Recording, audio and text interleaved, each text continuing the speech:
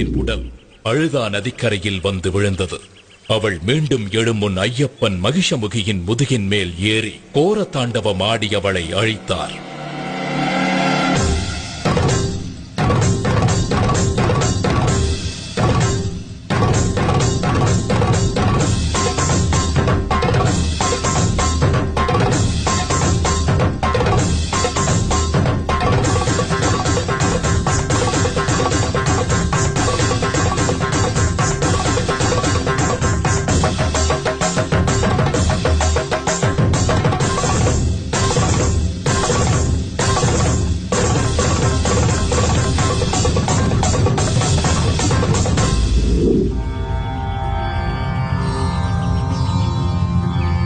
ஐயப்பனின் மகிஷமுகி சம்ஹார நர்த்தனத்தை காண வந்திருந்த ஈசன் தனது காளையை பக்கத்தில் உள்ள மரத்தில் கட்டி வைத்தார்.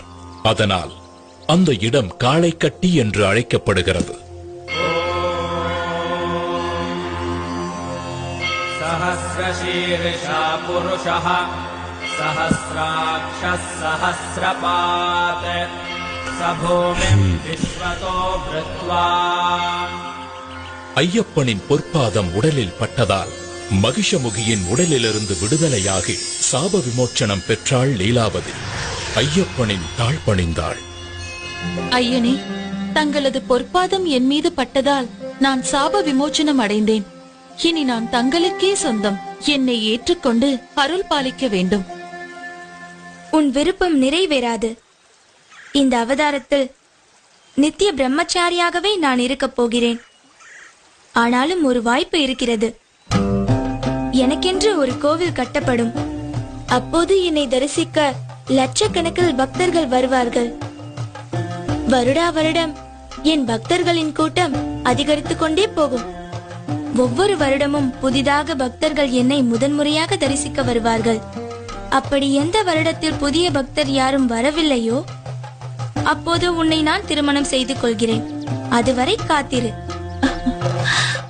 என்னுடைய கோவிலுக்கு அருகிலேயே உனக்கும் ஒரு கோவிலை கட்டுவார்கள். உன்னை மாளிகைபுரத்து அம்மன் மஞ்ச மாதா என்றெல்லாம் அழைத்து மக்கள் வழிபடுவார்கள். என்னை காண வரும் பக்தர்கள் உன் கோவிலுக்கும் வந்து உன்னையும் தரிசித்துவிட்டு செல்வார்கள். எனக்கு அருகிலேயே இருக்கும் நீ எந்த வருடத்தில் புதிய பக்தர் யாரும் என்னை தரிசிக்க வரவில்லை என்பதை கண்டு கொள்ளலாம். அதுவரை காத்திரு. தங்கள் சித்தம் இதுதான் என்றால் என் பாக்கியமும் இதுதான்.